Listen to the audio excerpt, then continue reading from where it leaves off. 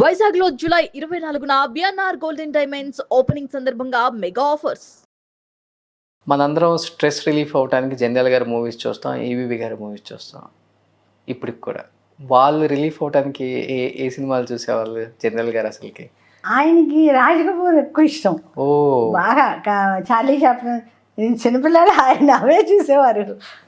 Charlie Chaplin సినిమాలు బాగా ఇష్టం. ఇంట్లో ఉంటే లానాడి చార్లీ చాప్లిన్ బాగా చూసేవారు. ఆయన సినిమాలు చూడరు? ఆయన ముందు అవి చూసేవారు ఎక్కువ. ఆయన మనం సినిమాలు చూస్తాం. మీరు ఆయన సినిమాలు చూస్తారా? నేను చూస్తాను. ఇప్పుడు తగ్గింది కానీ బాగా ఇదివరకు అయితే చూసేవాళ్ళం. మా పిల్లల్ని పెట్టుకుని కూర్చొని ఆయన సినిమాలు వాళ్ళకి తెలియాలి కదా అన్నీ. ఇప్పుడు ఎవరన్నా మా కజిన్ వాళ్ళ ఇంటికి వెళ్తే కూర్చొని అక్కడ చూస్తూ ఉంటాం. వాళ్ళు మేము కలిసి అందరం కలిసి చూస్తాం. మా అమ్మాయి ఇంటికి వెళ్తే కూడా అక్కడ ఆయన సినిమా చూస్తాం. ఏం చేస్తారు అల్లుడు? అల్లుడు సాఫ్ట్వేర్ అండి. అటు బయటకే ఇచ్చేసారు. అంటే ఇంకా అమెరికాలో అవి వెళ్ళలేదు. అదొకటి గొప్ప అదృష్టం. ఇండియాలోనే నేను నాదే ఉందిలేండి, వాళ్ళ ఇష్టం, వాళ్ళు వెళ్తా అంటే.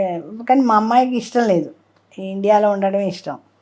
ఆయన తప్పితే మీ ఫ్యామిలీ నుంచి కానీ ఆయన ఫ్యామిలీ నుంచి కానీ ఇండస్ట్రీలో ఎవరు లేరు కదా? ఎవరు లేరండి, ఎవరు లేదు. ఈయనది అసలు ఎలా అన్ఎక్స్పెక్టెడ్ ఎలా వచ్చారో అర్థం కాలేదు. అసలు ఎవ్వరు లేరు, మా వాళ్ళు ఎవరు లేరు. ఇటు లేరు అటు లేరు.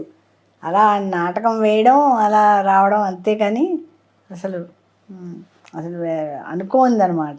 జంధ్యాల గారు చెన్నైలో ఉన్నప్పుడు కానీ హైదరాబాద్లో ఉన్నప్పుడు కానీ ఒకనొక టైంలో కొన్ని ఫైనాన్షియల్ స్ట్రగుల్స్ అయితే ఫేస్ చేశారు. ఏం లేదండి, అనే మాట వాస్తవమ్మా? ఎంత మేము వెళ్ళిన దగ్గర నుంచి అంతా బాగానే ఉంది. ఏమి ఫైనాన్స్ ఏం లేదు. వాళ్ళ ఫ్యామిలీ ఏం చేస్తుంటారు జంధ్యాల గారి ఫ్యామిలీ? మా మామగారు బిజినెస్ అంతే. ఒక్కడే కొడుకు, ఈయన ఒక్కరే. అమ్మాయిలు కూడా లేరు. అవునా? ఒకరే. ఓకే. అందువల్ల మా మదర్లా ఫాదర్లా మా దగ్గరే ఉండేవారు. ఎక్కువ కాలక్షేపం అంటే ఇండస్ట్రీలో ఎవరు ఫ్రెండ్స్ ఆయనకి? ఎస్పి బాలసుబ్రహ్మణ్యం గారు, విశ్వనాథ్ గారు. అలా అంటే ఏదైనా పని ఉంటే వెళ్ళేవాళ్ళు. ఇప్పుడు ఆల్మోస్ట్ ఆయన ఉన్ననాళ్ళు బిజీయే కదండి. అంతా ఖాళీగా వెళ్ళడానికి బిజీగా ఉండేవారు కదా. వర్క్తో బిజీగా ఉండేవారు. ఎప్పుడైనా సరదా కలిస్తే కలవడం అంతే. ఫంక్షన్స్ కలవడం, ఏదైనా 100 days ఫంక్షన్కి బయట అప్పట్లో బయట ఊళ్ళలో కూడా పెట్టేవాళ్ళు కదా. అవును, బయట ఎక్కువ ఉండేవి. బయట ఊళ్ళలో ఎక్కువ ఉండేవి. తిరుపతి, విజయవాడ అలా ఉండేవి. అలా విశాఖపట్నం అని అలా వెళ్ళేవారు. ఆయన ఎన్ని సినిమాలు జరిగి ఉంటాయి అట్లా? 100 days, 175 days. ఆయన రాసేటప్పుడు చాలా కదా, 400 సినిమాలు రాశారు కాబట్టి ఇంచుమించు ఏదో ఫంక్షన్ ఉంటూనే ఉండేది. అప్పుడంతా ఫ్లైట్లు కూడా చాలా తక్కువ కదా, బై కారు, ట్రైన్లో వెళ్ళడం.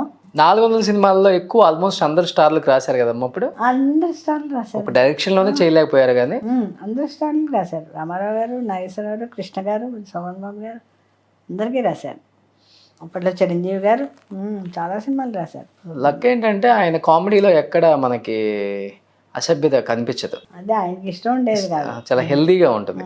అంటే అందరూ చూడాలి, ఫ్యామిలీ మొత్తం సినిమా చూడాలి అన్నట్టుగా ఉండేది. అని మనకి వచ్చిన డైరెక్టర్లు కూడా అలాగే ఒప్పుకునేవారు. అవును, అలాగే ఒప్పుకునేవారు. సడన్గా తేడా ఉండేది కాదు. ఇక్కడ ఎలా రాస్తే అలా ఒప్పుకునేవారు. ఆయన సినిమాలలో ఏది మీరు పొట్ట చెక్కలేలా నవ్వుకున్న సినిమా అంటే? అంటే నాకు అహానా పెళ్ళంటే, శ్రీవారి ప్రేమలకు 2 బాగా ఇష్టం అండి. Non stop. నాకు ఇంచుమించు ఎప్పుడైనా చూస్తూ ఉంటే ఒకసారి అనిపిస్తుంది అన్నీ బాగున్నాయి అనిపిస్తుంది. ఎక్కువ ఈ సినిమాలు బాగా ఇష్టం. ఈవీవి గారి అయితే ఆయనవి బాగానే చూశాను నేను. నాకంటే జంబలాడి పంప అది చూసినట్టు నాకు అంత గుర్తు రావట్లేదు. చూశాను కానీ అంత గుర్తు రావట్లేదు.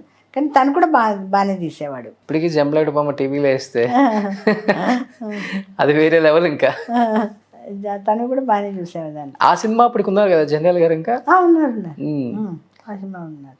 జంధ్యాల గారు ఇన్ని సాధించారు కదమ్మా. ఇన్ని సాధించిన తర్వాత నాకు ఇది రాలేదు గుర్తింపు అనే ఫీలింగ్ ఎప్పుడైనా ఉందా బతికున్న రోజుల్లో? అంటే అనుకుంటే సహజం కదండి, మనం చేసిన పనికి అది గుర్తింపు రాకపోతే. ఆయన ఒక సినిమా చేశారండి, అదేంటి నెలవంకని. అది 40 రాత్రులు షూటింగ్ చేశారు. అది గోపాల్ రెడ్డి గారు కెమెరా అనుకుంటా. అది విజయవాడ దగ్గర ఏదో ఊరు మర్చిపోయి నదిలోంచి దాటి వెళ్ళాలన్నమాట. ఓకే. జక్కైపేట దగ్గర ఆ ఊర్లో తీశారు. పెరుగు కదా, కోట, రాజుల కోట కూడా ఉండేది అక్కడ తీశారు. గుమ్మడి గారు దాంట్లో వేశారనమాట. ఆ సినిమా అనుకునేవారు ఆయనకి వస్తుందేమోనని అవార్డు, కానీ రాలేదు దానికి. కొంచెం ఫెయిల్ అయ్యారు. వస్తుందని అనుకున్నారు, రాలేదు. గురువు గారికి బాగా ఇష్టమైన హాస్య నటులు ఎవరు? బ్రహ్మానందం గారా, కోట గారా? కోట గారు ఇష్టం, బ్రహ్మానందం గారు ఇష్టం. ఆయన కోట గారు కూడా చాలా బాగా చేసేవారు కదా. ఏదైనా ఇప్పుడు అహనా పిల్లంటిలో చూడండి ఎంత బాగా చేశారు, చాలా బాగా చేసేవారు కదా. అందుకని ఆయన ఇష్టం. వీరభద్రరావు అంటే చాలా ఇష్టం. వీరభద్రరావు ఆయన డైలాగ్ డెలివరీ ఎంత ఇష్టం అసలు, టైం పట్టేది కాదట, ఇలా చెప్పంగానే అలా వెంటనే చేసేసేవాట. చాలా ఇష్టం. వేలుగారు కూడా గురువు గారే పరిచయం చేసింది. వీరభద్రరావు గారు, వేలు గారు ఇద్దరిని. శృతి, వేలు, శ్రీలక్ష్మి గారు. శ్రీలక్ష్మికి అయితే అసలు బాగా చెప్పాల్సి వచ్చేది. కొంచెం పాప డైలాగులు అవి మర్చిపోతే కోప్పడేవారట. కోప్పడి ఏంటి ఒకసారి మళ్ళీ నేర్చుకో అని చెప్పేసి అలా తనే చెప్తుంది, నాకు ఎప్పుడు జంజాల గారు చెప్తే ఇట్లే అని. అంత అలా ఉండేది. తిట్లేనా కొట్టడం కూడా ఉంటుంది? కొట్టడం తిట్టేవారు అంతే. లేదా ఆయన భుజం మీద తువాలు వేసుకునేవారు, ఆ తువాలు విదిలిచ్చేవారు వాడు అంతే సరిగా రాకపోతే. బట్ అప్పటి వరకు స్టార్ రైటర్గా ఉన్న జంధ్యాల గారు ఒక్కసారిగా స్టార్ డైరెక్టర్ అవ్వబోతున్నారు అంటే ఇండస్ట్రీలో కూడా ఉంటుంది కదా, ఉన్న డైరెక్టర్స్ కొంత స్టార్ట్ అవుతుంది కదా, అలా స్టార్ట్ అయిందా? ఏమో మరి అది నాకు తెలియదు, అది ఏం స్టార్ట్ అయిందో నాకు తెలీదు. ఆల్రెడీ ప్రూవ్ చేసుకున్నారు కాబట్టి అక్కడ కూడా ప్రూవ్ చేసుకుంటారు. అప్పుడు కాక అది ఇంకా అప్పుడు వేల మీదే ఉంది. స్టార్ డైరెక్టర్స్ అంటే ఇంతవరకే ఉంటారు. ఒక రాఘవేంద్రరావు గారు, ఒక కోదండరామరెడ్డి గారు, ఒక దాసనారాయణరావు గారు, ఇవే పేర్లు ఉండే. అప్పుడు ఒక 4-5 పేర్లు తప్పితే ఎక్కువ వినిపించవు. ఇప్పుడంటే ఎంతమంది డైరెక్టర్లు వచ్చారు కానీ అప్పుడు అలా ఉండదు. ఒక హీరోనే ఒక డైరెక్టర్తోనే 10-15 సినిమాలు చేస్తారు. అలా గురువుగారికి ఏమన్నా అడ్డంకులు ఎదురయ్యాయమ్మా? ఏమో నాకని తెలియదు కానీ నేను ఏమి లేదనే అనుకుంటున్నాను. ఏమి అడ్డంకులు ఏం రాలేదని, సాఫీగానే వెళ్ళిపోయింది. బట్ ఆయన ఏమనుకున్నారు అయ్యే తీశారు. అంతే అంతే, అది ఆయన నచ్చింది అలా తీసేవారు అంతే. ఒక టైప్ ఆఫ్ సినిమాలు తీయాలి, ఈ సినిమాలకి నేను కేర్ ఆఫ్ అడ్రస్ అనిపించుకున్నారు. అంతే అంతే, దానిలో వరకు full satisfied. Super. But last డేస్లో ఆయన బాధపడిన సందర్భం ఏమైనా ఉందా? పర్సనల్ లైఫ్ కానీ ప్రొఫెషనల్ లైఫ్ కానీ ఎప్పుడైనా? సినిమా ఫీల్డ్ అంటే తెలుసున్నదే కదండి. లాస్ట్ అంటే మేము ఇక్కడికి షిఫ్ట్ అయ్యాక కొంచెం తక్కువగానే ఉన్నాయి సినిమాలు అంతే, అంతకన్నా ఏమీ లేదు. ఇంకా అంతేలేండి, ఆయన పోయడంకి లాస్ట్ చేశారు అంతే కదా. ఇంకా ఎటొచ్చి డిస్కషన్ అయ్యేవి. ఆయన రేపు పోతానుగా ఈరోజు కూడా డిస్కషన్కి వెళ్ళారు. మాకు ఒక ఆయన తెలుసున్న ఆయన ఉన్నారు, ఆయన ఏదో తీస్తానంటే వాళ్ళిద్దరూ డిస్కషన్కి ఆఫీస్ ఇక్కడ మా ఇంటి దగ్గరే ఉండేది ఆఫీసు, అక్కడికి డిస్కషన్కి వెళ్ళారు. డిస్కషన్ అంటే శ్రీవారి ప్రేమలాగా టైప్లో అంత కామెడీ వచ్చేలాగా అనమాట, అలా తీద్దామని. అంతే, ఒకసారి ఫీల్డ్లోకి వస్తే చనిపోయే వరకు అదే శ్వాస. అంతేగాని రేపు పోతానగా ఆయన డిస్కషన్ చేసిన రోజులు ఉన్నాయి. గ్రేట్. నిజంగా ఇండస్ట్రీలో ఇన్ని సాధించిన great director, the great actor. Aapadbandhavudu లాంటి సినిమాలో కనిపించగానే అందరూ షాక్ అయ్యారు. ఇది ఎవరి ప్లాన్? విశ్వనాథ్ గారిదా, చిరంజీవి గారిదా?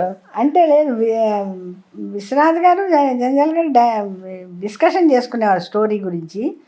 ఓ రోజు ఒక స్లిప్ మీద రాసి ఇచ్చారట. రాసిచ్చి ఈ వేషం నాకు వెయ్యాలనుంది, మీకు ఇష్టమైతే నేను వేస్తానని చెప్పి ఒక స్లిప్ ఇచ్చారట. వెంటనే విశ్వనాథ్ గారిని, అదేంటయ్యా నువ్వు రోజు డిస్కషన్కి వచ్చినావు కదా, చెప్పచ్చు కదా నాకు అని. అంటే ఆయన అంటే అంత గౌరవం ఉండేదన్నమాట. ఆ గౌరవంతో ఆయన చెప్పలేదు, ఈయనే చెప్పేశారు నేను వేస్తానని. ఆయన ఓకే అన్నారు.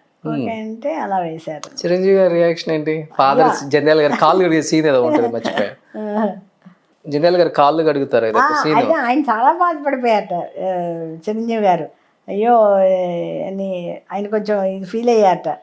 కానీ తప్పదు కదా, సీన్లో మరి ఎలా ఉంటే అలా చేయాల్సిందే కదా. అందుకని అప్పుడు తప్పదు మరి, ఎలా ఉంటే అలా చేయాల్సిందే కదా. కానీ ఆయన బాధ ఆయన వెల్లడించుకున్నారు చిరంజీవి గారు. మొన్న కూడా ఎక్కడో చెప్పినట్టుంది. బట్ జంధ్యాల గారికి ఏమన్నా ఇదిగా ఉందా ఆ సీన్ చేయాలన్నప్పుడు ఏదైనా ఇంటికి వచ్చి చెప్పటం కానీ? అదేం లేదు, కానీ తర్వాత మా అత్తగారు తిట్టారు, ఎందుకు ఒప్పుకున్నావు దాన్ని. చనిపోతారు కదా, చనిపోతే ఏంట్రా ఇలాంటి సినిమా ఒప్పుకున్నావు, ఇలాంటి సీను ఇది ఉంటుందని నాకు తెలియదు, ఇలా ఒప్పుకున్నావు అని మా అత్తగారు మనకు కేకలేశారు. అంటే చనిపోతారు కదా దాంట్లో, చిరంజీవి గారిని పడిపోతారు కదా పుస్తకాలు ఇచ్చేసి, ఆవిడ కొంచెం బాధపడ్డారు, ఎందుకు ఇలాంటి సీన్ చేసావు అని. అంటే ఆయనకి అది సినిమా అంతే, అది నిజ జీవితం కాదు కదా ఆయన ఉద్దేశం అది. కానీ మా అత్తగారు చూసి కొంచెం బాధపడ్డారు. చిరంజీవి గారు ఆ కాలగడిన సీన్ కొంచెం బాధపడ్డారు. అది చిరంజీవి గారు అనుకున్నారట, అయ్యో అదేంటి ఇలాంటి సీను చేయాలని. బట్ అనుకోకుండా ఇండస్ట్రీకి వచ్చారు, ఇన్ని సాధించారు, ఇంత పేరు ప్రఖ్యాతలు, ఇప్పటికీ ఆయన ప్రేమించే ఎంతోమంది అభిమానులు, ఏం చెప్పాలనుకుంటున్నారు లాస్ట్ అండ్ ఫైనల్గా అన్నపూర్ణ గారు? నాకు అది పెద్ద అదృష్టం అండి, నిజంగానే అనుకుంటాను నేను. ఇన్నేళ్ళు అయిపోయింది, 22 సంవత్సరాలు అయిపోయింది ఆయన పోయి, అయినా కూడా జనం మర్చిపోలేదంటే చాలా గొప్పతనం అండి అది. ఎందుకంటే విజయవాడలో అంతా ఆయన పోయిన రోజు పుట్టినరోజు అంతా చేస్తున్నారు. పివిఆర్ నరసింహ అని అతను ప్రతి పుట్టినరోజు ప్రతి పోయిన రోజు అంతా చేసి అన్నదానం చేసి అవన్నీ చేస్తున్నారు. అవన్నీ చూస్తే అనిపిస్తుంది కదా ఇలాంటిది జంధ్యాల గారు దక్కిందంటే చాలా అదృష్టమేనని.